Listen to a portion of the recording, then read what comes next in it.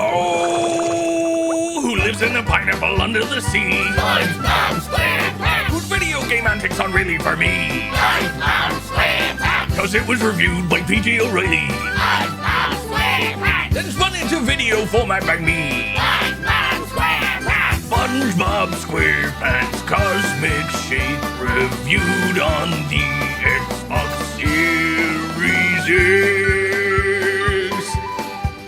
I guess we should do the review bit now.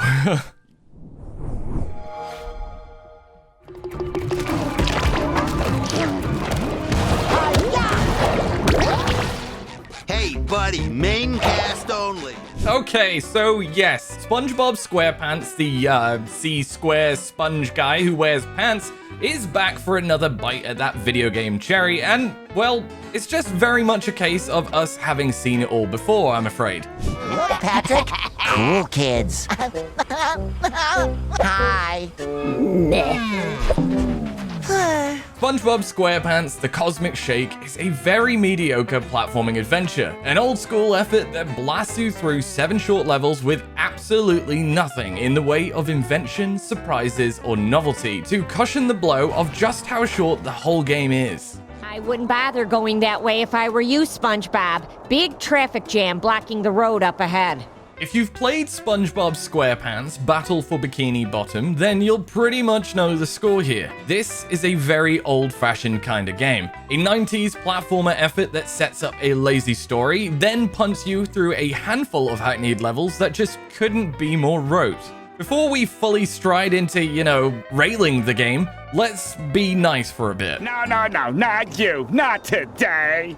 SpongeBob's hometown is thrown into chaos when he rubs a genie's lamp and makes some very silly wishes. This heralds the arrival of a pantomime baddie who has both SpongeBob and a balloon version of Patrick jump through portals to collect cosmic jelly for her own nefarious purposes. I couldn't help but overhear you miss your little pet snail, Walter. Gary. Right, Gary. 47 seconds later.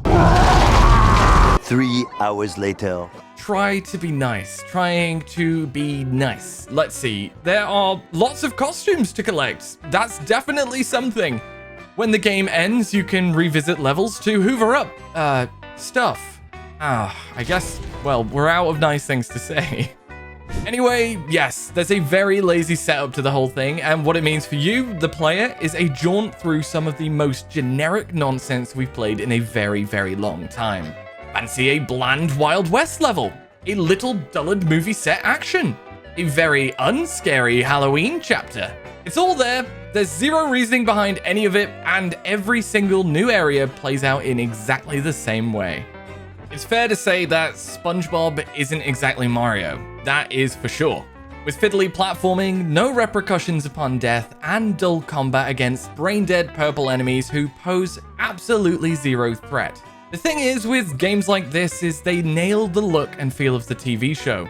They've got the voice actors and the graphics down. Eeny, meeny, miny, moe! Get your shrimp by the toe and crush him!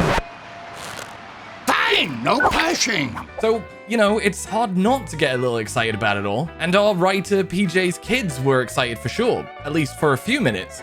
Level after level of dire platforming, all of it barely managing to keep you focused on moving forward, just trudging through, jumping here, swinging there, punching a few stupid enemies, and then it's all over.